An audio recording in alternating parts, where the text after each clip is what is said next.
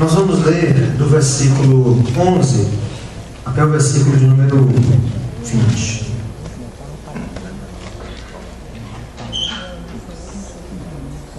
Irmãos, eu estou fazendo um teste hoje com esse negócio aqui, ó. Ver se dá certo. Eu estava acostumado com o meu notebookzão aqui, aí o Rafael hoje vamos fazer um teste com esse negócio aqui, ver se dá certo. Tá bom. Vamos ver se dá. Os irmãos acharam aí? Amém? Lucas capítulo 15, no versículo 11 em diante.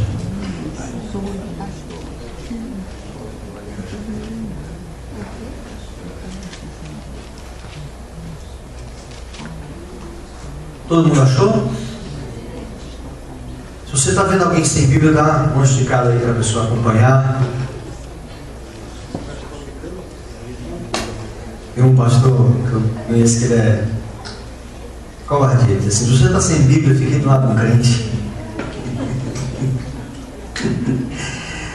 Oh Deus, vamos lá. Diz assim, irmãos, continuou. Certo homem tinha 2 filhos. O mais moço deles disse ao pai: Pai, dá-me a parte que me cabe dos bens. E ele lhes repartiu os haveres. Passados não muitos dias, o filho mais moço, ajuntando tudo o que era seu, partiu para uma terra distante, e lá dissipou todos os seus bens, vivendo absolutamente. Depois de ter consumido tudo, sobreveio àquele país uma grande fome, e ele começou a passar necessidade. Então ele foi e se agregou a um dos cidadãos daquela terra, e este o mandou para os seus campos a guardar porcos. Ali desejava ele fartar-se das alfarrobas que os porcos comiam, mas ninguém lhe dava nada. Então, caindo em si, disse: Quantos trabalhadores de meu pai têm pão com fartura, e eu aqui morro de fome? Levantar-me-ei, e irei ter com meu pai, e lhe direi: Pai, pequei contra o céu e diante de ti. Já não sou digno de ser chamado teu filho, trata-me como um dos teus trabalhadores. E levantando-se, foi para seu pai. Vinha ele ainda longe, quando seu pai o avistou, e compadecido dele, correndo, o abraçou e o beijou. Amém. Nós vamos nos deter hoje no versículo 20. Estamos fazendo uma caminhada sobre a história do filho pródigo, e eu não tenho ainda nenhum título dessa série de mensagens, porque cada versículo, cada momento da história do filho pródigo é absolutamente completo. Cada um desses momentos concede-nos a oportunidade de fazer uma reflexão com começo, meio e fim. E no versículo 20, quando diz que ele, se levantando, foi para o seu pai, vinha ele ainda longe, quando seu pai o avistou, e compadecido dele, correndo, o abraçou e o beijou. E eu queria nessa noite levar os irmãos a gente fazer uma reflexão entre a graça que acolhe, e a disciplina e a retidão que disciplina. São 2 grandes dilemas da caminhada. Porque por um lado nós queremos abraçar as pessoas com todo o amor e todo acolhimento que são peculiares a Cristo e a nós enquanto os seus discípulos. A graça abraça as pessoas. Mas por outro lado, irmãos, nós somos chamados também, e pelo zelo da igreja, para a segurança da igreja, nós também precisamos ter a disciplina. Nós também precisamos de rigor. E muitas vezes nós precisamos até de punição, para que o bom exemplo seja preservado entre nós. Então, a grande questão, e isso inclusive se reflete na nossa educação dos filhos, porque às vezes com os nossos filhos nós queremos ser graciosos, e tem pais e mães hoje que, quando dão uma disciplina nos filhos, uma regulagem, um sabão, quando dão uma surra, uma pisa, uma pega, qualquer coisa, qualquer nome que você queira dar, morrem depois de angústia e ficam absolutamente infartados, porque, meu Deus, eu não sei se eu devia ter feito o que fiz. Então a gente vive esse dilema de como equilibrar A graça e a disciplina. E a questão é, onde é que está o ponto ótimo dessa relação? E existem outras questões. A graça tem limites? Pela graça eu sou obrigado a ficar aceitando. E outra pergunta que se impõe é, será que agir de forma disciplinar é agredir a graça de Deus? Quando você, por exemplo, é duro com uma pessoa, quando você pune uma pessoa, quando você disciplina uma pessoa, será que você está ultrajando a graça de Deus, confrontando a graça de Deus, afrontando a graça de Deus?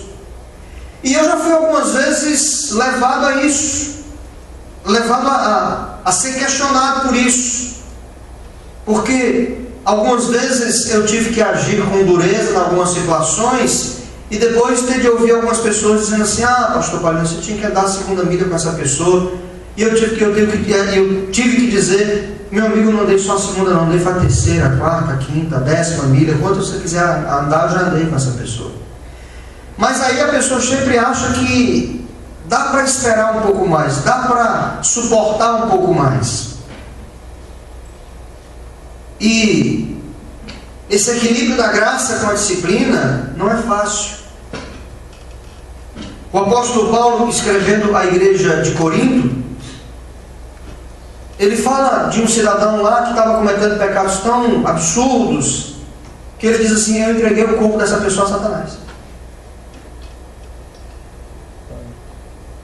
Eu entreguei para que no último dia sua alma porventura seja salva. Irmão, se entregar o corpo da pessoa a Satanás, solenemente ficar registrado nas Escrituras. Então, a história do filho pródigo nos mostra esse conflito das partes. Porque tem 3 personagens aqui que se interpõem com ênfases bem diferentes. 3 personagens. De um lado a gente tem o filho pródigo, até lancei aqui para os irmãos um concurso para a gente dar um nome para esse rapaz, que toda vez chama de filho pródigo. E o cara até voltou para casa, né, irmão? Mas continua sendo filho pródigo. A gente precisa arrumar um nome para ele, Oscar, sei lá, qualquer nome aí, fazer um concurso aí, uma monografia sobre o nome do filho pródigo.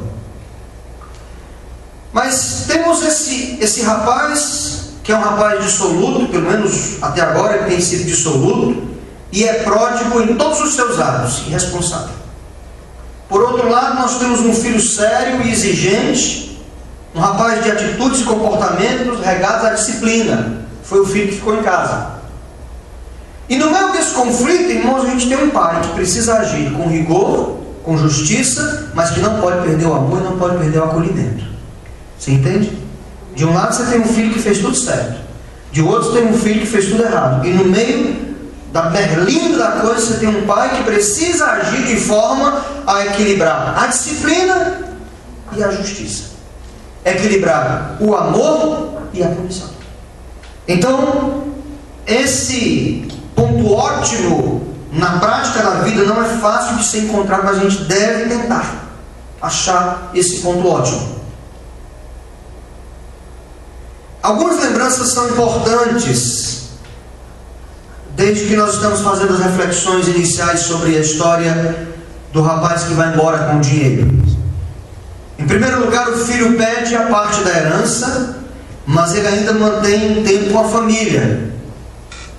Isso me dá a entender que o seu problema não era necessariamente de relacionamento, pelo menos não era somente de relacionamento. A questão é que esse rapaz, ele queria ver o lado da vida que lhe era estranho, um lado sombrio, que é sempre o lado que nos atrai. Ele queria conhecer o lado negro da força, onde estava o Darth Vader.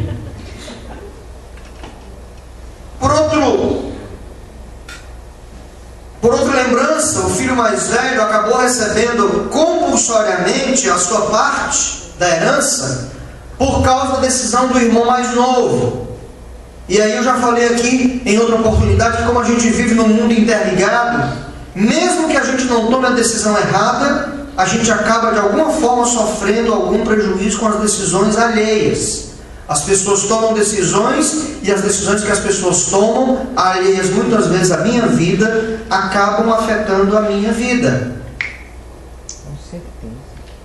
E a terceira lembrança que é importante nesse momento inicial é que a figura materna, irmãos, é uma ausência forte. Não existe aqui a figura materna. Já notaram? Só são 3 machos aqui: o pai e 2 filhos. Cadê a mãe dessa família? E eu tenho a impressão que a ausência da mãe deve-se ao fato de Jesus estar aqui tratando de relacionamentos calcados na decisão de conviver e de amar. E eu já disse isso numa outra reflexão, numa outra mensagem, há muitos anos atrás, quando eu preguei em 2005, falando sobre a oração do Pai Nosso, que a perspectiva materna do relacionamento não é calcada na decisão.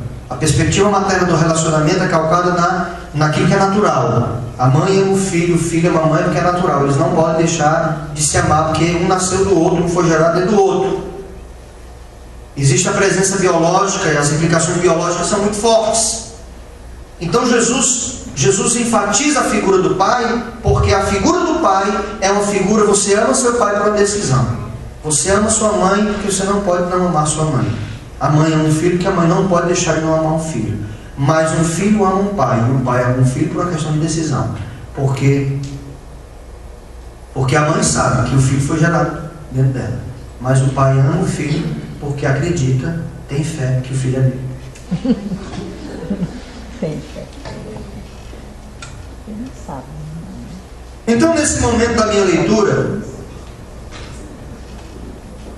eu gostaria de fazer algumas considerações que seguramente se juntarão às outras tantas que foram feitas sobre o tema, não somente as que eu já fiz até agora, mas outras pessoas que já fizeram sobre o filho pródigo. E o que é inegociável nesse texto é que, sob qualquer perspectiva que a gente olhe para ele, nós não podemos deixar de acolher aqueles que a nós se dirigem. Nós não podemos deixar. É um ponto fundamental na história do filho pródigo. Nós podemos tirar todas as lições possíveis desse texto, mas uma delas nós não podemos negociar. É que nós não podemos, sob nenhuma hipótese, deixar de acolher as pessoas que se dirigem a nós. Não podemos. Os irmãos sabem que eu tenho uma certa esquizofrenia com essa coisa de receber pessoas na igreja. Eu fico incomodado quando a pessoa sai sem falar comigo. Domingo passado o Marcos saiu sem falar comigo. O Marcos Márcio não foi? Aí, Marcos, ficou até estado na internet, que vergonha, não? Aí o Marcos saiu sem falar comigo. Eu liguei para ele e disse: meu irmão, o que foi que houve? Eu tive que sair e tal. Meu irmão, que falta de educação, você não faz com falar comigo. Cheio de todo assim, cheio de dedo. Não, meu irmão. Ficou todo preocupado. Mas sabe por quê, irmãos? Para aqueles que são novos, que não me conhecem, é importante que você conheça um pouco isso. Os que são mais antigos vão ser obrigados a ouvir novamente essa história. Eu tive a minha primeira experiência na igreja com 12 anos de idade. E eu fui na igreja ouvir a palavra de Deus. Foi tão interessante, irmãos, porque eu me convidei para ser crente. Eu me convidei para ir na igreja dos crentes. Eu disse que eu tinha um vizinho que era crente, uma família inteira. Eu disse: vem cá, eu posso ir na tua igreja? Eu falei: pode. Eu disse: tem vaga para mim no carro aí? O cara falou: tem, então eu vou. Cheguei lá, fiquei impressionado com tudo e tal. A escola dominical era maravilhosa. Meu primeiro professor de escola dominical foi o Carlinhos Queiroz. Nossa, o Carlinhos Queiroz está velho, hein? Aí eu fiquei impressionado. E aí depois, eu já me considerando um crente, um rapaz perguntou para mim assim: vem cá, você já entregou a sua vida a Jesus? Eu disse: claro. E ele falou assim: não, você já veio ao culto aqui confessar Jesus? Eu digo: eu nem sabia que tinha que fazer isso. Ele disse: não, tem que vir no culto domingo à noite para entregar a vida a Jesus. Eu: tá certo. Aí chamei a família que estava comigo e disse: vem cá, à noite tem vaga para eu ir no culto? A galera chegou e tal. Eu disse: não, cara, porque eu não quero entregar minha vida a Jesus. Aí disse: ah, não, tem vaga.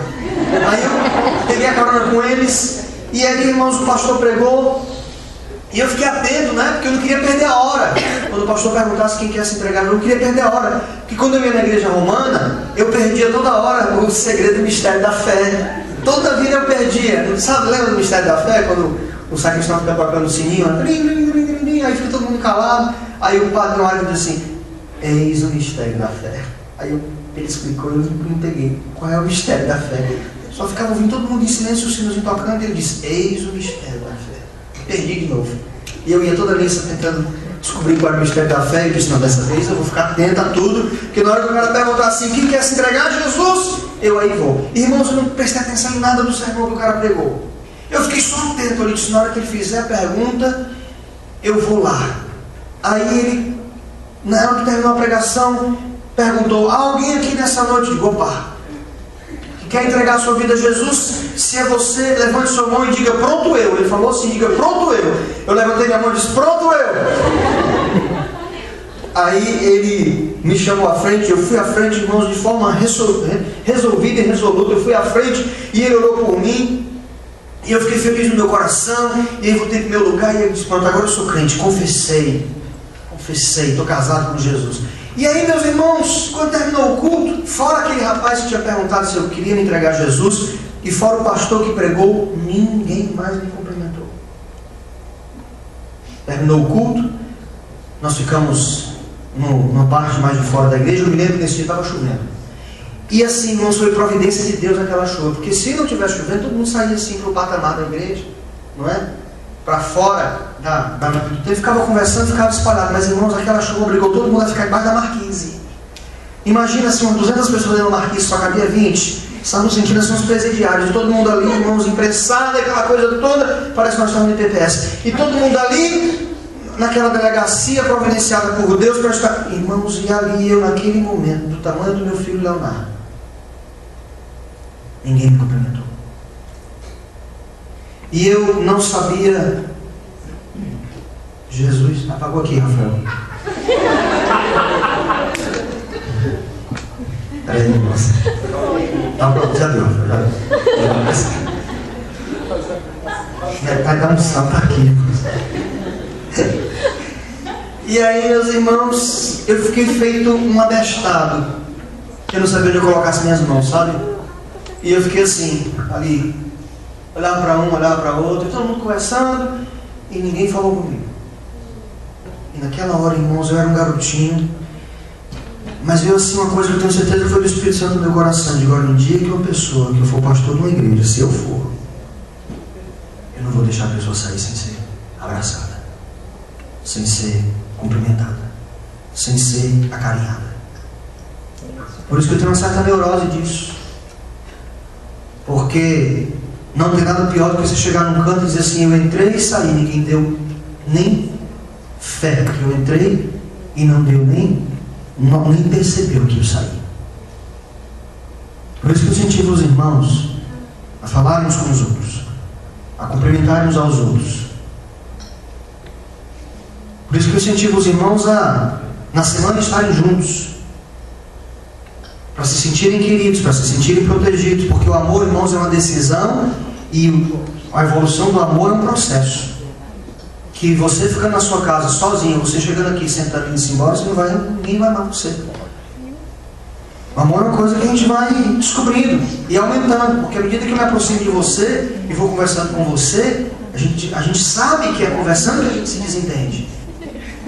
Então, à medida que eu vou me desentendendo com você, eu vou descobrindo que assim, eu amo mais a você do que eu imaginava que amava. Porque mesmo me desentendendo com você, eu continuo amando você. Portanto, a primeira e inegociável perspectiva que nós temos que ter nesse texto é que nós não podemos abrir mão das pessoas que se dirigem a nós. E sempre que nós pensamos neste mágico momento de reencontro, quando o filho volta para casa, nós não nos apercebemos de um detalhe fundamental: uma atitude involuntária, não é? Uma atitude de coração, uma atitude que foi movida naquele instante por uma força que veio de dentro da alma. Ela não foi orquestrada, ela não foi ensaiada, não estava no script, mas a palavra de Deus diz que o pai abraça e beija o filho quando o filho vem ainda distante do caminho. E para a gente entender a força do que está diante de nós, precisamos dar uma olhada nos costumes e no histórico recente do moço que fez o caminho de volta para casa. Quando Jesus conta a trajetória de vida deste moço errante, nós encontramos fatos que nós percebemos que enfrentam frontalmente algumas coisas mais sagradas para o judeu. E a primeira atitude descrita a respeito do rapaz é que ele pede a parte da herança para usar como lhe aprouver. E o que está por trás de tudo isso é que ele não somente desonra seu pai, mas o põe vivo num caixão no seu coração. Lembram-se daquele episódio quando Jesus chamou um rapaz e ele disse assim: Senhor, permita-me primeiro sepultar meu pai? Irmãos, o pai dele não tinha morrido, não. O pai dele estava vivo. Porque se fosse uma questão só de ser sepultado que estava vivo, Jesus esperava 24 horas. Mas a ideia do judeu é o seguinte: eu não posso abandonar meu pai. E eu não posso me afastar do meu pai e pedir a parte que é minha quando ele ainda está vivo. Então, quando Jesus disse que o rapaz pede a herança antes da hora, Jesus está dizendo assim: ó, eu vou contar para vocês a história de um cara que matou o pai dele no coração. Ele colocou um caixão no seu coração, e na hora que ele diz assim: pai, me dê a parte da herança que me cabe, ele está dizendo o seguinte: eu não vou esperar você morrer, porque no fundo, no meu coração, você já morreu. É um desprezível, não é, irmãos, uma pessoa dessa? E Jesus fala desse rapaz que humilha publicamente o seu pai. Imagina, depois que o filho foi embora, alguém chega e diz assim: cadê seu filho, o menino mais novo, Oscar? Ele diz assim: mas ele foi embora. Ah, mas como é que ele vai conseguir sobreviver sem nada? E o pai dele dizia assim: ele levou tudo que era dele. Que vergonha e que humilhação. A solicitação da parte que lhe cabia mostra um desencantamento forte em seu coração em relação à vida que ele tinha experimentado até então.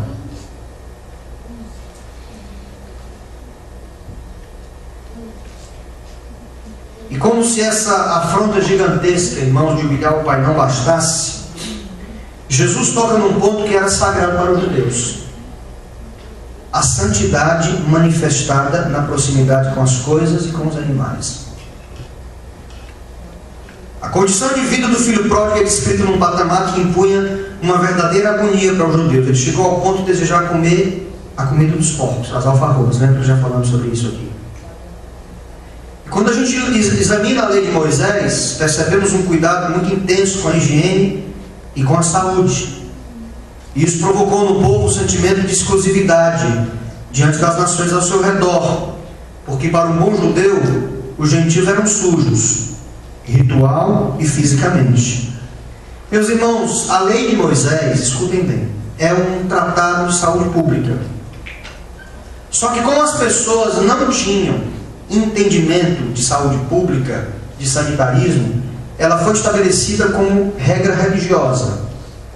Porque toda a lei de Moisés é um tratado de saúde pública e de boa convivência social entre os homens. Tá certo? Por que a mulher tinha que ser afastada no período da menstruação? Porque naquela época não tinha óleos, absorvente, carefree, sempre livre. Não tinha. Tinha uns panos que a mulher pegava e colocava entre as pernas, e aí ela tinha que se afastar para algum canto e pegar aqueles panos e jogar fora.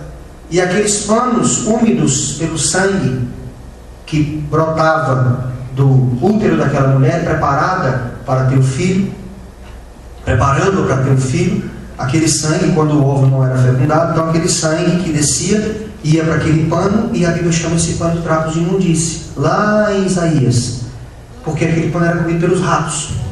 Então, se a mulher ficasse no meio do arraial, os ratos ficavam no meio do arraial, e aí ia trazer a peste bubônica, ia trazer a doença do rato para as pessoas. Então a mulher tinha que ficar afastada. Por que só o sacerdote pegava nas pessoas que estavam mortas, irmãos?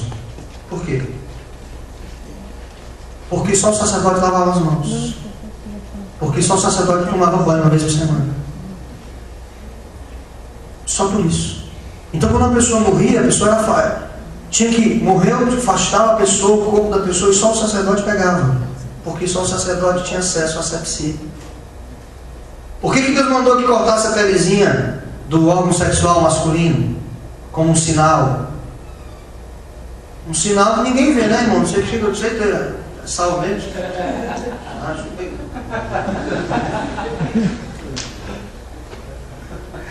Porque era uma questão de saúde pública. Porque um homem que é circuncidado, ele não transmite doenças para a mulher, doenças da sujeira que cria na glande do órgão sexual masculino quando o homem não é circuncidado. E aí havia a questão da comida, que ainda tem crente hoje que fica cheio desse negócio e tal, não pode comer isso, pode comer aquilo, pode isso, pode aquilo, pode aquilo outro. Tá bom. Os animais, eles eram também tratados dentro da lei. E lá no capítulo 11 de Levítico, diz assim: falou o Senhor a Moisés e a Arão, dizendo-lhes: dizei aos filhos de Israel, são estes os animais que comereis de todos os quadrúpedes que há sobre a terra. Todo que tem unhas fendidas, e o casco se divide em dois e rumina entre os animais, estes comereis. Destes, porém, não comereis, dos que ruminam o que tem unhas fendidas. O camelo, que rumina, mas não tem unhas fendidas, este vos será imundo. O arganaz, porque rumina, mas não tem unha fendida, este vos será imundo. A lebre, porque rumina, mas não tem unhas fendidas, esta vos será imunda. Também o porco, porque tem unhas fendidas, e o casco dividido, mas não rumina, este vos será imundo. Da sua carne não comereis, nem tocareis no seu cadáver, estes vos serão imundos. Meu Deus, mas para que um negócio desse na lei? Por uma questão simples, irmãos. Porque o animal é o que ele come. Quem já comeu aqui galinha caipira no interior? Quem já comeu? No interior, estou falando dessas galinhas caipiras de granja que tem aqui, estou falando galinha caipira mesmo. Criada no terreiro, já comeu? Quem já viu uma galinha comendo uma cobra? Com duas cabeças. Quem já viu uma galinha com uma barata no bico? Já viu uma galinha com uma barata no bico? E a barata se debatendo na galinha? Pois é, irmãos. E o porco, irmãos? O porco, se não tiver nada o que comer, ele come aquilo que antes ele tinha comido e que virou coisa nojenta. Então, o porco é um animal que ele come tudo que ele encontrar, porque ele está com fome. Então, por uma questão de saúde pública, o povo não podia comer o porco. Não é porque o porco tem assim uma coisa do capeta, do cão, nem. É porque o porco ele come tudo, ele aceita tudo. O porco aceita tudo, come tudo, até demônio ele aceita.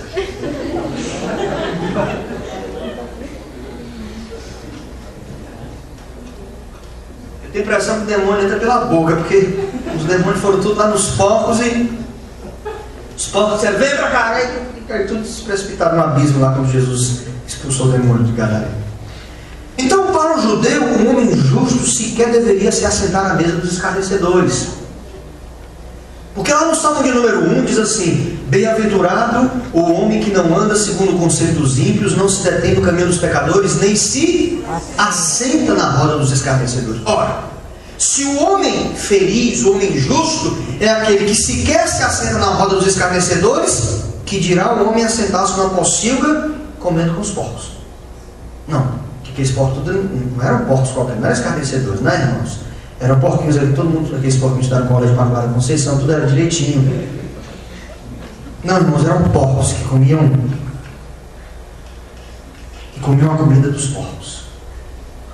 E Jesus diz assim: olha, o cara que eu vou contar a história para vocês é um cara que matou o pai dele no coração dele, é um cara que se juntou com os gentios, abandonou a terra dele e foi para uma terra, e a terra para o judeu, irmão, é uma coisa sagrada. Essa semana eu tive com um pastor judeu que está pregando a igreja do pastor amigo meu aqui em Fortaleza. E ele falou na pregação dele que a igreja tem que defender Israel nessa questão da Palestina, porque aquela terra é dos judeus, Deus deu aos judeus. E aí eu fiquei com vontade de dizer, irmão, mas eu me controlei. Eu quero que os irmãos deem glória a Deus que eu me controlei. Quantos irmãos podem dar glória a Deus que eu me controlei? Mas, irmãos, veio aqui. Eu, com um pouquinho de Coca-Cola, eu engoli. E eu fiquei com vontade de dizer assim, irmão, tem tanta terra aqui no Brasil, vocês podiam pegar um pedaço aqui, falar com a Dilma, acolá no norte, acolá no Roraima, tanta terra boa. Entendeu? Nós estamos precisando de gente aqui para trabalhar, gente boa, igual vocês. Vocês estão brigando por uma terra. Eu sei que muito crente vai dizer assim, não, mas aquela terra ali, a terra que Deus deu ao povo. É verdade, irmãos. Jesus valorizou tanto a terra, tantos lugares, tantas coisas, que o lugar que Jesus morreu foi um lugar sagrado para os judeus. O Monte Calvário. O Monte Caveira. Você sabe o que era o Monte Calvário, o Monte Caveira? O Jamburuçu da cidade. O lixão. O esgoto.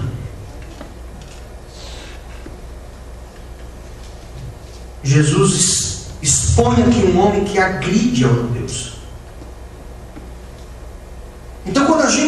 olha com melhor acuidade, a gente vê que o filho pródigo cometeu tudo que demais poderia escandalizar os judeus contemporâneos de Jesus.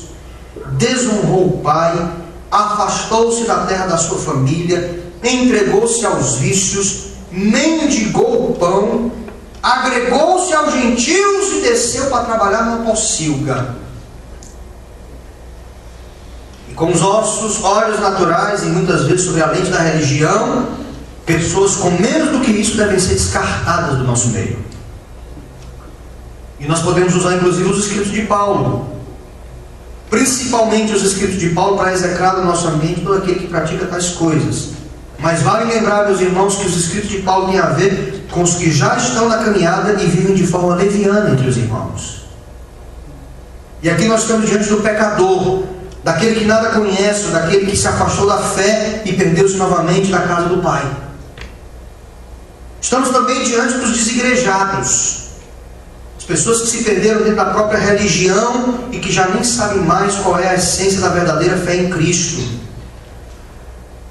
São estas pessoas que estão no lixão da existência humana e que olham para todos os lados sem ver nenhum anúncio de esperança. E em meio a toda a imundície em que vivem, o único lugar onde vem um ramo verde a brotar, não se enganem, é a igreja. É na igreja. E as atitudes do pai diante desse filho que decide voltar, porque não deu certo, nos mostra quais devem ser as nossas atitudes também diante daqueles que nos procuram. Então, em primeiro lugar, a igreja que se propõe a ser esse fio de esperança, esse fruto verde na vida dos desvalidos deste mundo, deve ser sempre a referência que incentiva as pessoas a se levantarem. É muito difícil a pessoa se levantar, irmãos. É muito difícil tomar a decisão de acertar na vida.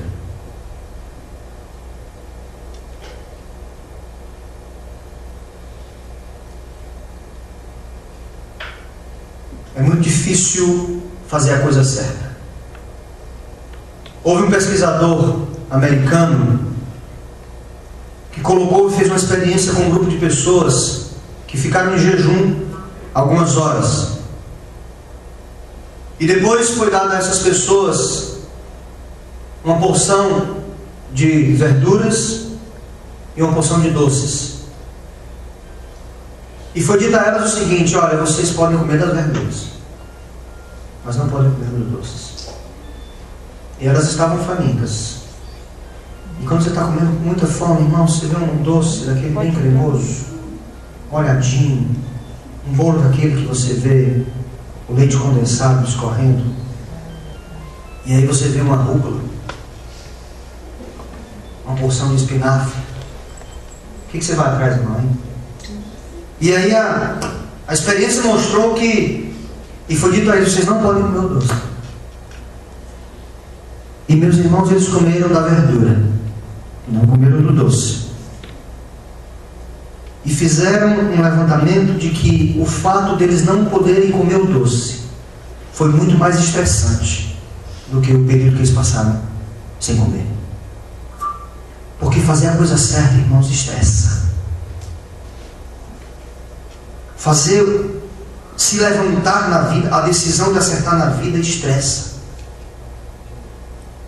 Cair no chão é um ato que pode acontecer por diversos motivos.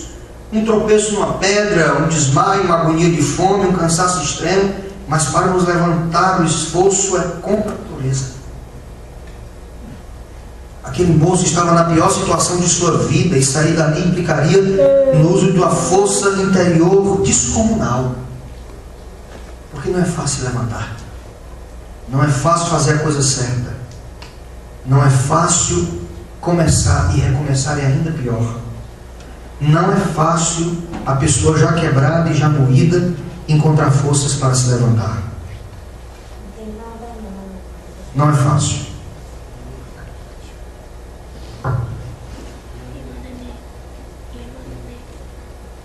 É uma atitude necessária e é solitária.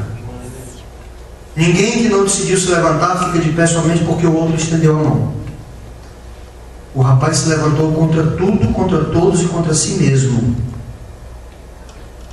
E eu sempre me pergunto, irmão, se eu sou uma referência para os que estão caídos se levantarem, ou para deitar no chão os que estão de pé. Você é uma pessoa que as pessoas se inspiram em você para se levantar, ou quando as pessoas chegam perto de você, elas dizem, não vai ficar caído aqui. Não tem gente, irmãos, que tem assim uma capacidade, um dom, um talento especial, um ministério de manter as pessoas no chão, não é verdade? Não tem gente que é assim. Tem gente assim, tem gente, tem pastores, tem um bocado de gente que tem a vocação. Eles foram eleitos, predestinados para manter os outros no chão. Mas a questão é, e você é uma pessoa que incentiva os que estão ao seu redor a se levantarem? Olhando para você, as pessoas sentem-se desafiadas a se levantarem, ou dizem que é melhor elas ficarem distantes, porque a sua vida, as suas palavras, a sua atitude não dá a elas nenhum incentivo. Eu quero dizer aos irmãos que eu tenho hoje uma dificuldade. Eu já preguei em muitas igrejas, irmãos. Toda igreja que eu quis pregar, eu já preguei. Não tenho assim nenhuma igreja que diga assim, rapaz, aquela igreja tem vontade de pregar lá também. E também quero dizer aos irmãos que eu só saio da minha paróquia se for por uma razão muito boa. Só deixo de pregar na minha congregação dos meus irmãos se for um negócio assim de um amigo muito coração. Porque, irmãos, a quantidade de gente que eu encontro machucada com as igrejas não é fácil. Com pastores que não sabem conduzir os processos. Com líderes que não têm o menor respeito, que usam expedientes empresariais para conduzir o povo de Deus. Que tratam as pessoas como se fossem seus serviçais. Que batem no peito o tempo todo e dizem, eu sou o presidente da instituição. Que machucam os outros pelos seus orgulhos, pelos seus egoísmos. E por isso, irmãos, eu não tenho hoje mais nenhuma alegria de pregar em lugares por aí afora. Eu me lembro que quando eu pregava na praça, eu pregava e dizia assim, ore, procura uma igreja próxima da sua casa. Para não ter que dizer isso hoje, eu não prego mais na praça. Eu prego na minha congregação, porque se a pessoa vier aqui, meu filho fique aqui. Porque eu não sei o que você vai encontrar lá vizinho na sua casa, entendeu? Eu não sei que tipo de gente você vai encontrar lá. Se você vai encontrar um pastor sério ou um canalha.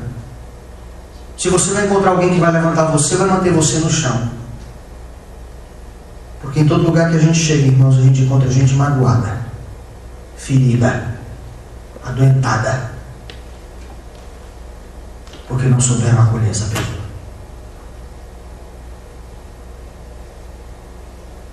Porque não souberam abraçar essa pessoa.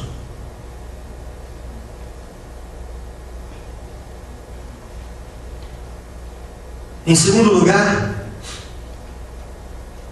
os nossos encontros com estes que a nós se achegam precisa ser sempre impregnado pelo entrelaçamento.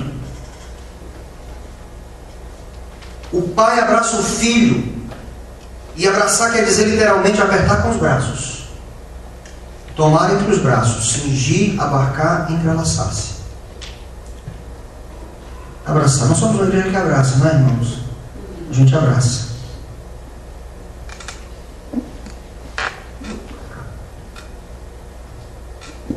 Ou quem chega a qualquer lugar desconhecido, irmão, ou qualquer lugar conhecido, mas estranhado pelo tempo e pelas decisões tomadas, sempre chega com expectativas. Eu estava ali atrás enquanto o Amsterdã perguntou quem está aqui conosco pela primeira vez, e eu sei que algumas pessoas se levantaram. As pessoas, quando vêm para um culto como esse hoje, quem nunca veio, o que eu vou encontrar lá? Será que eu vou encontrar gente bacana? Como é que vai ser o acolhimento? Será que vai ser um acolhimento verdadeiro, calcado pela sensibilidade, pela autenticidade? Porque se não for, o afastamento será iminente, a pessoa não vai ficar. Meus irmãos, o pai não espera o filho chegar. E não espera que o filho conte de todas as peripécias que ele vivenciou. Não, de longe ele o avista e corre em sua direção. Aleluia. Sabe o que nós deveríamos fazer em nossos cultos, irmãos? Com os ouvidos na pregação e os olhos na porta da rua, do templo, olhando em cada momento se eles estão vindo, se vão chegar para estar conosco. Nesse colégio que nós estamos aqui, irmãos, nesse auditório do colégio, nós estamos aqui no terceiro andar de uma rua que não passa ninguém. Essa rua aqui durante a semana é viva. Pense numa rua viva, com carro, com intensidade, com movimento, de aluno, de gente bonita, de gente andando na contramão, de tudo quanto é jeito. É uma rua viva. Mas no domingo, irmão, não tem ninguém nessa rua do colégio. Irmãos, para o Espírito Santo falar com uma pessoa que está passando acolá na Avenida Santana Júnior e dizer assim: olha, suba, entra à direita. Agora peço o porteiro para você entrar. Porteiro, posso entrar? O que foi isso? Não, não quero entrar. Tem uma voz me dizendo para eu entrar. Se agora vira a esquerda e estou no elevador, o cara vira a esquerda e aperta. Agora aperta o número 3. O cara... Você vai sair de frente para uma porta. Vai ter uma senhora nessa porta. O nome dela é Maria José. O cara sai. Maria José, como vai você? Aí a voz diz assim: agora entre e se assente e escute, porque o meu profeta vai falar com você.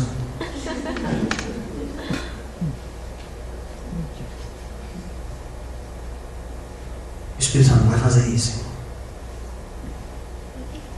Pastor Paulo, eu creio que o Espírito Santo faz. Amém. Está tudo certo. E eu não vi ainda alguém chegar aqui e disse: oh, irmãos, eu estava no Iguatemi, o Espírito Santo falou comigo. Eu nem sabia que tinha uma congregação aqui, mas o Espírito Santo falou. Eu ouvi o profeta de Deus falando. Eu não vi ainda. Então, a pessoa quando vem, ela vem porque você trouxe. E quando ela chega aqui, ela conhece a você, mas ela não conhece as outras pessoas. E às vezes a pessoa, e eu falo sempre isso no culto, eu digo: irmãos, me deem a mim. O tempo todo, os irmãos têm meu telefone, 88850761, não, 6020563, pode ligar a qualquer hora. Aí termina o culto, o irmão que me conhece, que a gente se fala todo dia: pastor Palhano, e o visitante está indo embora, aquela alma de Jesus, tem misericórdia, segura. E às vezes diz: não vou segurar. E a pessoa vai embora, e nem eu falo com ela, nem você fala com ela, porque aquela pessoa chegou aqui. E eu quero dizer a você o seguinte: o Raimundo, que é o pai da Márcia, ele ser abraçado pelo Marcos não conta, porque o Marcos é genro dele. Não conta. Até porque se o Marcos vai abraçar aqui, mas não abraçou ele em casa, vai dizer assim: cara, vai abraçar aqui só porque está na igreja. Não, Raimundo? Mas se chegar outro irmão lá e dizer: ei, Raimundo, vem cá, cara, qual time que tu torce? Mas eu torço pelo Botafogo. Entendeu?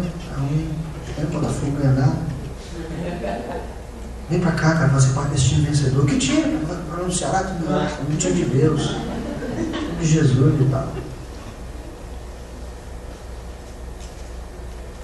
Então, a pessoa quando chega, ela tem uma expectativa. E a gente nota, às vezes, quando a gente vai falar com a pessoa, ela chega tão, uma expectativa tão, um misto de sentimentos, que você vai abraçar a pessoa, está toda dura, toda travada, assim, precisando fazer uma quiropraxia. Você vai abraçar ela, ela faz. E quando você vai falar com ela, ela fala assim: olá, pastor, olá, tudo bem, como vai?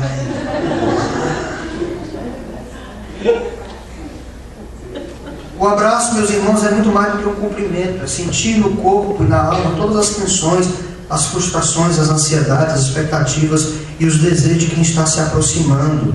É sentir o hálito e as batidas do coração. É dizer assim: eu estou aqui, venha com cuidado, mas venha à vontade. Eu estarei ao seu lado, estarei lhe amando, estarei lhe exortando, estarei lhe apoiando, estarei lhe orientando, suportando, estarei prendendo você em amor, para que você comigo faça o melhor caminho na sua vida. Nós morremos de medo de abraçar as pessoas porque as nossas mentes e as mentes dessas pessoas estão televisivelmente poluídas.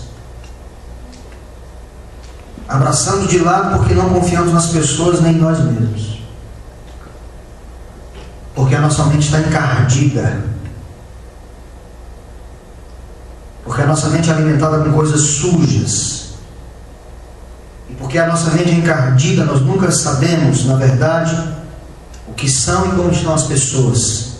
Estamos um pouco distantes da verdade, da história do filho pródigo que foi abraçado pelo pai. Uma vez um irmão chegou para mim, e ele tinha acabado de chegar na igreja, eu estava visitando a segunda vez, e ele falou assim: pastor Palhano, você não acha que se vier aqui o esposo de uma irmã que não é crente, e ele vê esse abraço aqui na igreja, um cara que vem de um mundão, que tem mulheres na rua, cheio de esquema, você não acha que, por exemplo, se o pastor Palhano der um abraço na mulher dele, ele não vai achar que a mulher dele pode estar tendo um caso com o senhor? Eu disse: irmão, olha, nós não vamos mudar a igreja por qualquer cretino que seja. Eu não vou mudar o amor da igreja nem dizer aos irmãos: irmãos, não façam isso, porque vai chegar aqui um cretino e ele tem a mente suja, então ele está enciumado. Não. A sujeira da mente dele ele leva para a casa dele, ele dê para a nega dele. Mas aqui é um lugar de santidade. Nós nunca tivemos problema com isso, irmãos. Nunca tivemos. Porque em muitos lugares em que as pessoas nem se tocam, são os lugares onde tem os pecados mais horríveis dentro da igreja.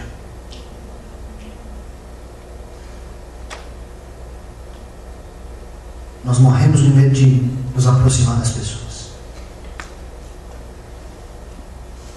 Meu pai abraçou o filho.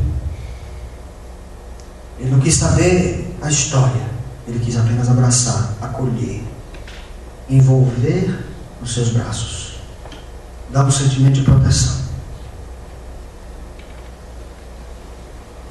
Em último lugar, e talvez o mais difícil em receber as pessoas, é que é preciso às vezes travar a fala com o mais sublime dos gestos. O pai daquele moço, irmãos, tinha muita coisa a dizer e certamente muita coisa a perguntar para o seu filho. As palavras deviam chocar umas com as outras em sua mente, como as moléculas de uma bomba atômica. Eu tenho a impressão que durante todo o período que o filho esteve fora, o pai perguntou: por que ele teve que ir embora? Eu tenho a impressão que o pai ficava, em alguns momentos, arrazoando consigo mesmo: por que meu filho não ficou mais tempo comigo? Eu acredito, meus irmãos, que nos momentos de solidão, o pai deve ter pensado: por que o meu filho não me deu ouvidos? Onde estará meu filho agora? Será que ele está sofrendo? Será que ele está bem? E na hora que o filho aponta, irmãos, no caminho, talvez a pergunta é: por que ele decidiu voltar? E a roupa, irmãos, era uma roupa de farrapos. Ele não voltou bem. Havia muito o que conversar, havia muito o que perguntar. E todas as coisas precisavam de uma resposta. E o pai tinha direito de saber cada uma das respostas, porque o pai foi a pessoa que foi maltratada no processo. Mas quando ele beija o filho, ele fecha a boca, ele cerra os lábios, não como quem se resigna, mas como quem diz: o meu amor por você é tanto que eu nada quero saber nem dizer. Eu quero estar ao seu lado. E eu quero ter novamente comigo. O beijo, meus irmãos, do Pai não foi um ósculo. Não foi uma saudação, como um aperto de mão. Foi um grito de amor que explodiu, transformando em silêncio toda a voz da razão que naquela hora tinha o direito de se manifestar. Beijar, quando se tem tanto para falar, é um gesto de amor. É calar a boca e falar com a alma. E sabe o que eu penso? Será que se nós fizéssemos como o velho pai da nossa história, o mundo seria melhor? É uma das coisas que me incomoda na igreja, irmãos. É que a gente fica muito preocupado com o que as pessoas fizeram. E tem crente que gosta de fazer isso. Tem gente que gosta, inclusive, de celebrar isso, o testemunho da pessoa. Porque fulano fez isso, fez isso, fez isso, fez aquilo. E tem gente que gosta de perpetuar o sofrimento da história da pessoa. Meus irmãos, uma vez eu liguei a televisão e estava passando um programa de uma igreja, e o pastor foi entrevistar o cidadão, e era um cidadão de cabeça grisalha, e ele foi lá e perguntou assim: é verdade que você, quando morava no interior, praticava atos sexuais com os animais? Eu digo, meu Deus, eu fiquei com vergonha. Sabe quando você fica com vergonha alheio? Eu digo, eu não acredito que esse cara perguntou isso, não. Irmãos, o rapaz, o homem lá, pai de família, irmãos, um homem que já devia ter uns 50 anos de idade. Aí o cara ficou todo desajeitado, falou assim: quando eu era menino, lá no interior, não sei aonde, a gente levava as cabritas pro rio. Eu digo, meu Deus, eu não acredito, Jesus tem misericórdia. Eu não acredito. Irmãos, para que inferno, para que capeta, para que Satanás interessa saber o que a pessoa fez lá no inferno da pedra, irmãos? Para quem que interessa saber isso? Se você chegou na casa do Senhor, você precisa ser abraçado. E o que você fez para trás não nos importa. Porque o que nos importa é o que Jesus pode fazer na sua vida de hoje para frente. Aleluia. E a gente gosta tanto dessa coisa, irmão, de celebrar a história desgraçada das pessoas, que chega alguém na igreja e diz assim: olha, a pessoa converteu, pastor, mas não é suficiente. Não é suficiente. A gente tem que fazer uma campanha de libertação para isso, uma campanha de libertação para aquilo, uma campanha de libertação para aquilo outro. Eu digo, irmão, Jesus, a cruz é a maior libertação que a gente tem. Não, porque a pessoa fez isso, fez aquilo, outra pessoa, irmão, se a gente começar a contar aqui as histórias, foi que a gente fez no passado.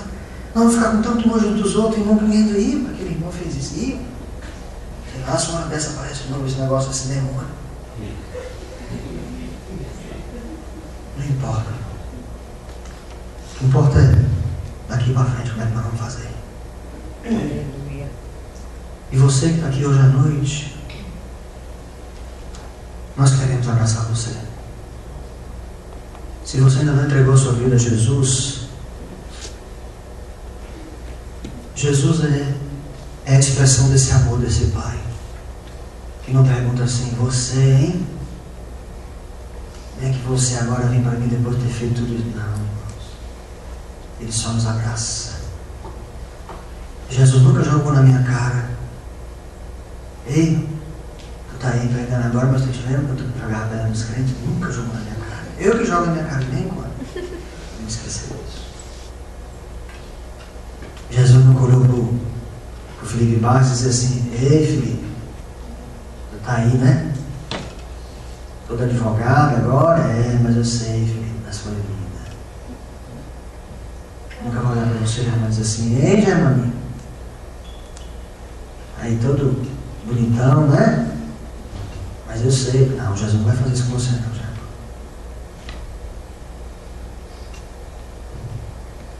Sabe o que ele faz? Ele corre para você e abraça, Germano. E diz assim: não quero saber nada, meu filho, foi o que você fez. Porque o que você fez não importa. O que importa é o que eu posso fazer por você. Aleluia. Aleluia. Jesus nunca jogou na minha cara, irmãos. Jogou na sua cara uma vez? Nunca. As pessoas aqui jogam às vezes. As pessoas que não entendem isso. Por que você foi isso? E quem de nós não foi, irmãos? Quem de nós não foi? Quantos um dia se sentiram abraçados por esse Jesus maravilhoso? Amém? Então eu queria convidar você a ficar de pé nessa noite.